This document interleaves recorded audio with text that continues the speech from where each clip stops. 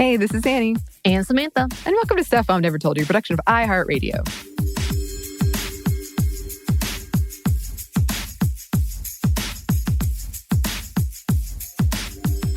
So, Anney. Yes. I thought for today's Monday Mini, I was going to do this whole big research thing and then oh yeah, I got a handle on this subject for sure because you've been talking to me about it for so long that I was like, yeah, we're good. I'm just going to put some little facts in here, little statistics. And then as I was researching it, I realized, oh my goodness, I actually don't know anything about Dungeons and Dragons, which is what we're going to talk about today because I thought it would be fun for you to tell us what's going on in your world of D&D. Mm-hmm. Right. And I was like, you know what? And for Monday Mini, not only will we have the personal things that are going on, we'll do a little statistics because I don't know if we've done this. And then as I was looking things up, I realized, yeah, I have no idea what this game is.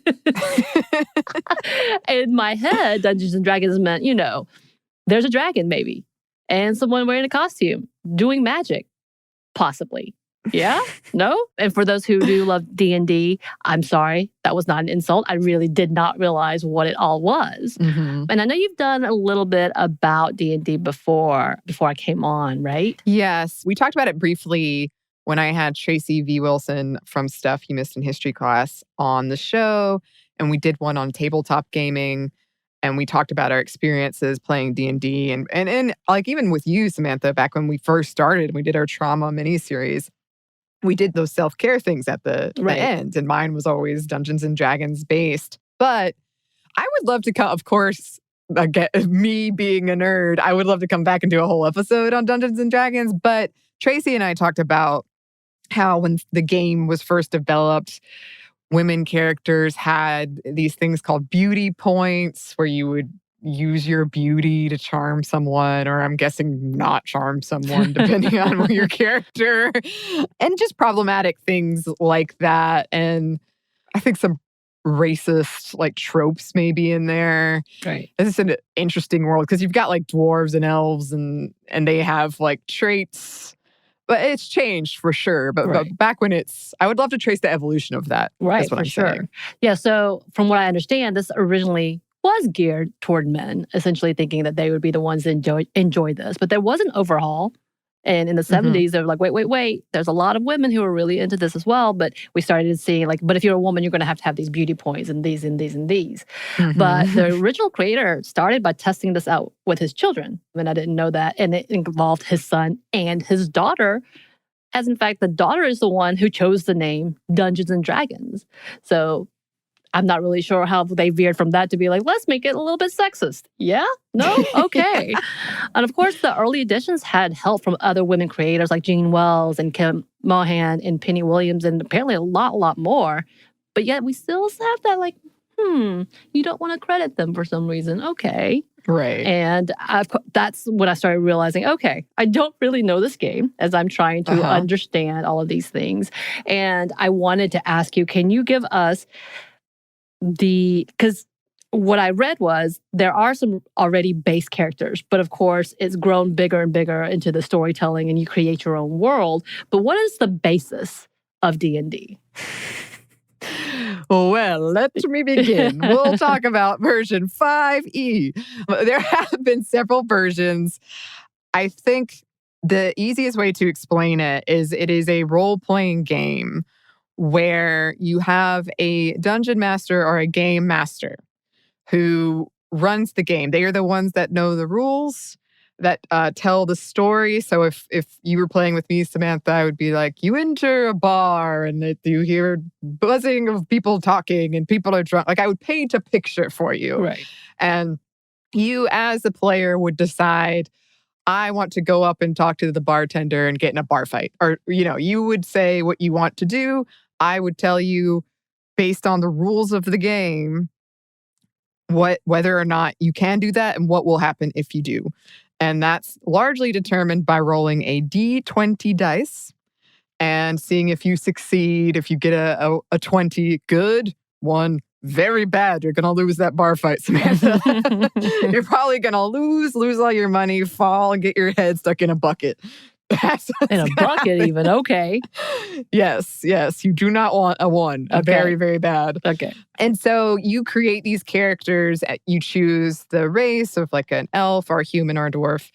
And then the class, which is like a rogue or a thief character or a mage, can do magic. And then you roll for stats. And there are 6 main stats. And they are things like charisma, which used to be beauty points, or dexterity and constitution. And you determine on what you roll, that determines if like you're good at being charismatic or if you're terrible at being charismatic. And then that like real life. impacts. Yes. Oh gosh, yes. So you have kind of those base things. And then there are worlds and maps and storylines that are already written. So if I wanted to be a dungeon master, but I didn't want to write a whole story, then I can just get one of these and do it that way. I, of course, like to make things really, really complicated for myself. So I homebrew, as it's called. And that means you write the entire story. Right. So there is a base. Like there is something that you can just automatically use. Or you can become creative, which is what I was trying to figure out myself. I was like, what's happening? Yeah. And speaking of that, as you were talking about dungeon masters or DMs, and obviously there's been a whole, I've noticed a Twitter back and forth, I guess, a conversation. They're not arguing, but it's more of a conversation about whether or not to change the term masters. So a lot of people have talked about using moderators and then just doing the initials, the DM, the GMs, and all of that. So that's a whole different level of conversation. But as I'm reading and trying to figure out this scientific world of Dungeons and Dragons, that there's not too many women who take on the DM or GM role. Can you talk about that a little bit?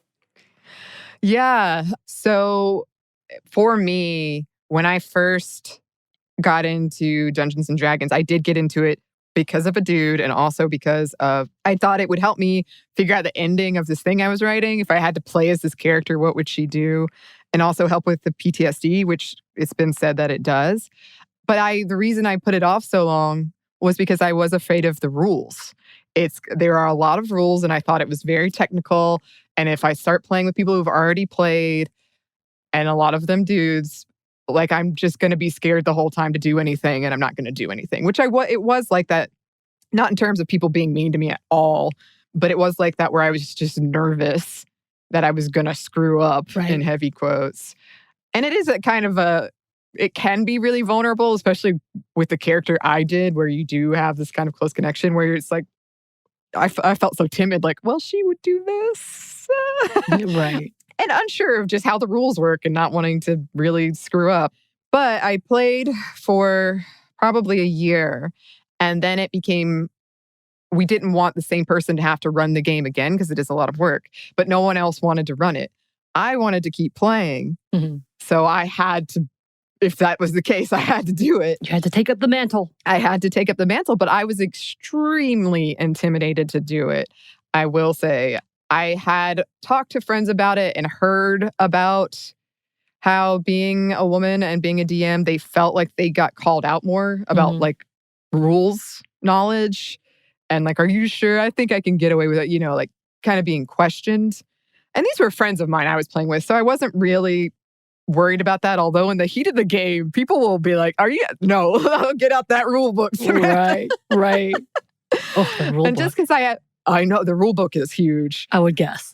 Yeah. And I'm lucky that I play with people who are pretty flexible unless it gets down to it. Then they want to know the rule. But, like you're more interested in the game moving on smoothly than getting every rule correctly. But I was, you know me, Samantha. I'm somebody who wants to get those things correct.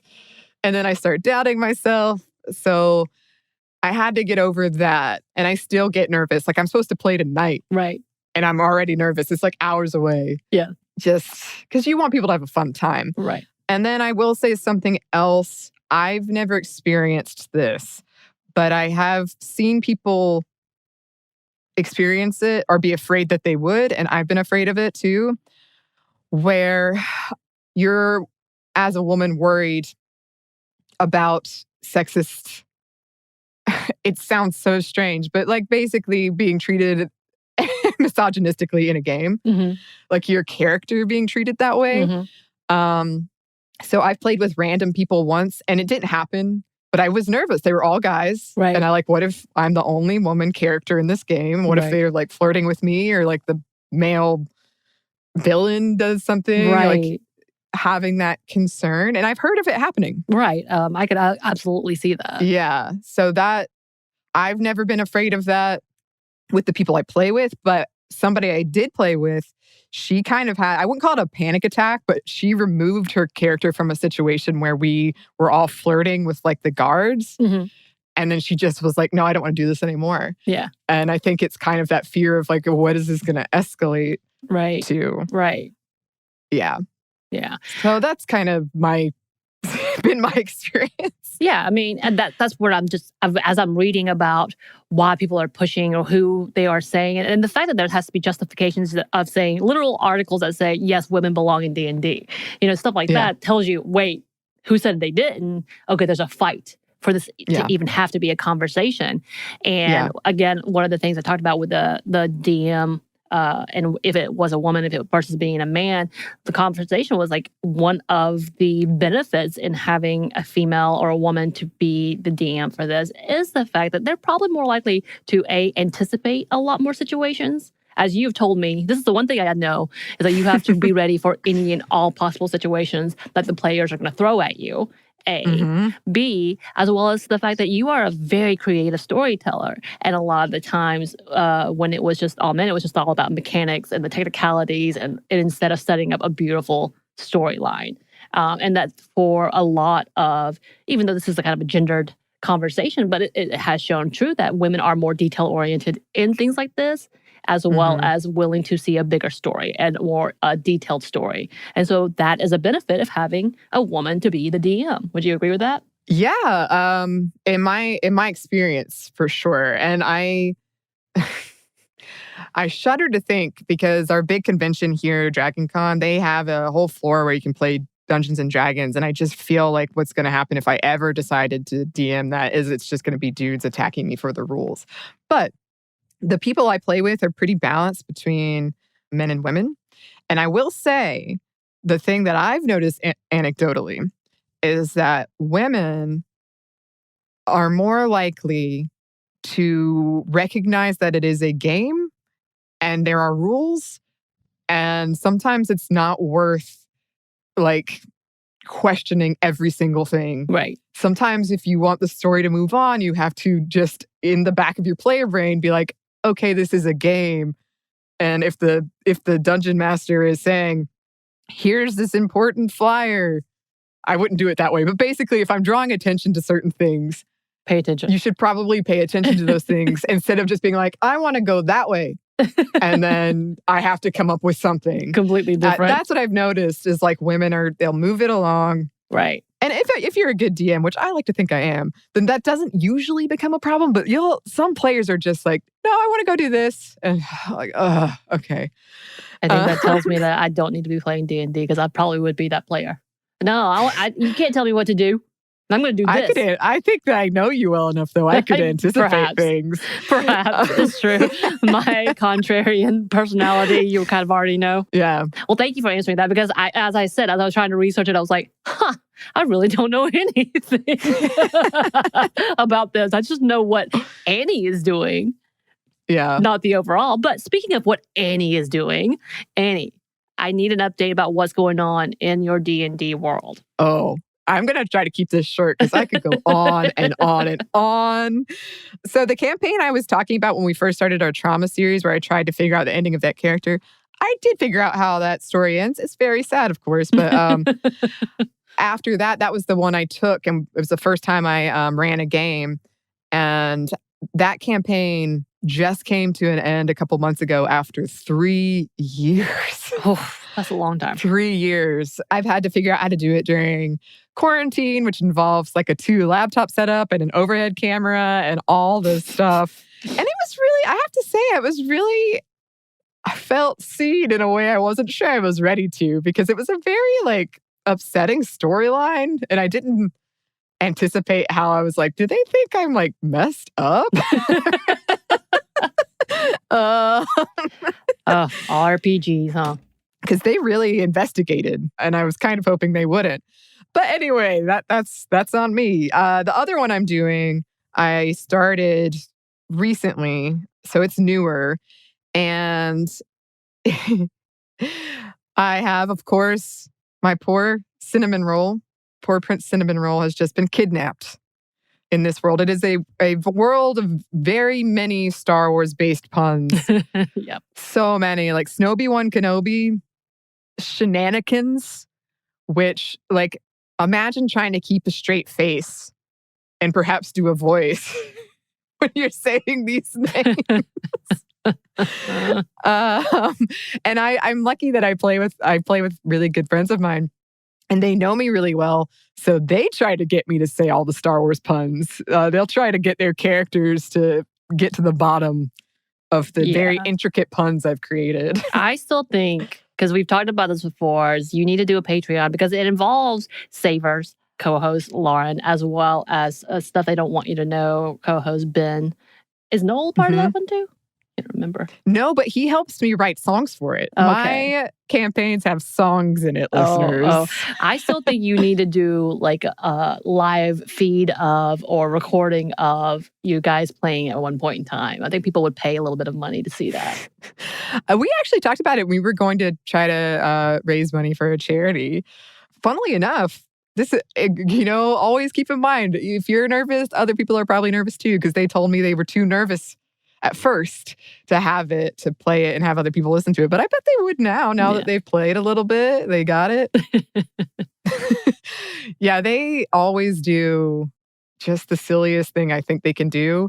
And twice they've completely broken me as a dungeon master where I just couldn't stop laughing. One was this time where Ben's character tried to talk to some fish. I was trying to get them to go fishing because they needed fish for a meal. And he tried to talk to them. He put his head in the water and tried to talk to the fish. Okay. And I could not stop laughing. I was like, you could just go fishing, which was not very good as a DM, but I couldn't stop laughing. And then in the most recent one, no one will get this because it's the Star Wars holiday special based. But I was trying to get them to realize that Mala needs to break up with Chewbacca and she needs to go hook up with either Mando or Lando. However, they completely misinterpreted the situation and they're trying to get her to hook up with Wicket, who is the Ewok. Okay, then. And I could not. I was dying laughing because they were like writing notes and pretending they were from the other characters. That's amazing. It was so funny. Yeah, and then I do have a character based on your dog, Samantha Peaches. I had made a request just to please put her in there to make a lot of mischief because I feel like that represents both me and my dog. Yes, and so Peaches, basically the plot line is that they have to go to 8 cities and get something in every city. And so far they're on their third. They're on the way to Tatooine, essentially, so the 4th city. And Peaches has shown up in every one. And by now, because Peaches does cause so much trouble, like in the first one, she was like, I told those guys over there where you were. They looked really angry, but maybe they just...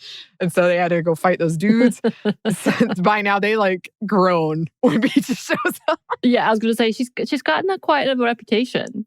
They've never met my dog, but she's got a reputation in which I say, I want her to be a lovable dog.